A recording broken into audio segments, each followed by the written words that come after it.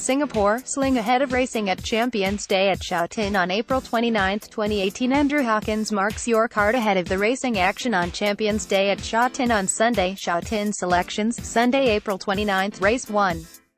Jing win. It's been a tale of hard luck stories, of missed opportunities, of narrow misses.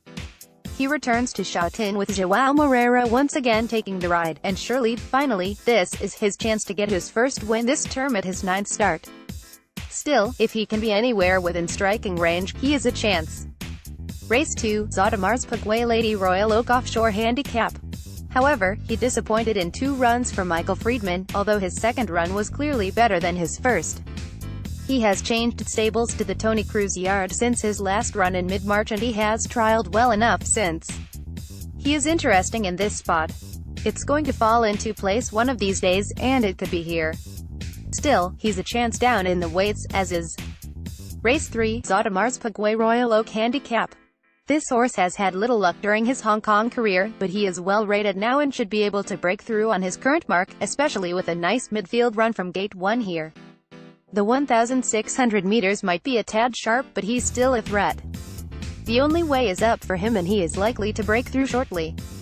Race 4, Zoetemel's Pagway Lady Royal Oak Handicap. His Class 2 win earlier this month was facile, and he gets into this with no weight.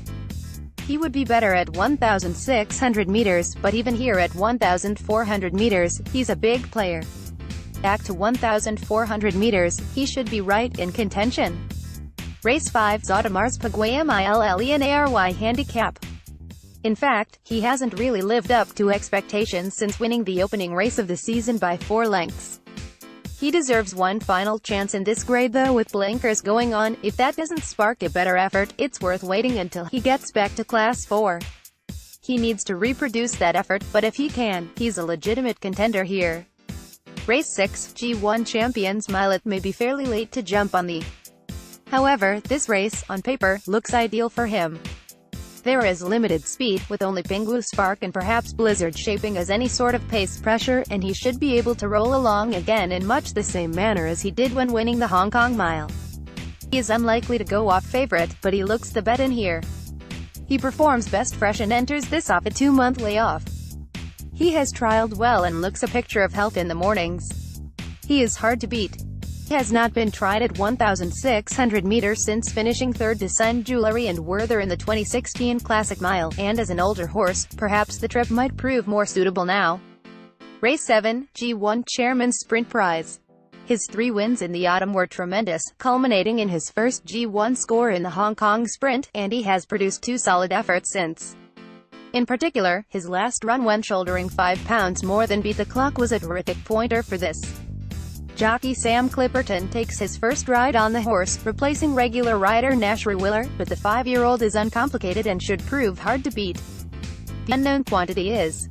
He looks the likely leader, with old boy Peniophobia not quite having the same zip these days. This might be too soon, but he is likely to be winning a G1 at some point, and with luck it could be here. Last year's winner. He's not had the best season, but he usually performs fresh and, physically, he looks a different horse to earlier in the term. He can't be discounted. Race 8, G1 Audemars Piguet QEII Cup. This race shapes as the most fascinating contest of the Hong Kong season. The question now is, can he produce a 3rd peak performance to win this race? Maybe a 4th, really, given his effort and defeat in the G3 Ladies Purse 1,800 meters in November. There did look a hint that he may be over the top in his last run at a mile, but he should not face pressure or competition for the lead here. If that's the case, he should have every chance to become the first horse to win Hong Kong's 2 richest races in the same season. He is likely to be a long way off Time Warp this time and might have to produce an impossible sectional to reel him in, but if Time Warp is below his best, then he is the most likely victor. Originally, Alain would have been the pick of the 2 Japanese gallopers, but his track work antics on Thursday morning have made him untouchable. Anything is possible with him. He could win by 10 lengths, he could finish a distant last, he could refuse to jump, nothing would shock. Race 9, Zoetemel's Piguet Lady EleganceRACE Handicap. He steps up to 1,200 meters for the first time and tackles a bend for the first time too, but he has shown no issues with it in his work and in his trials.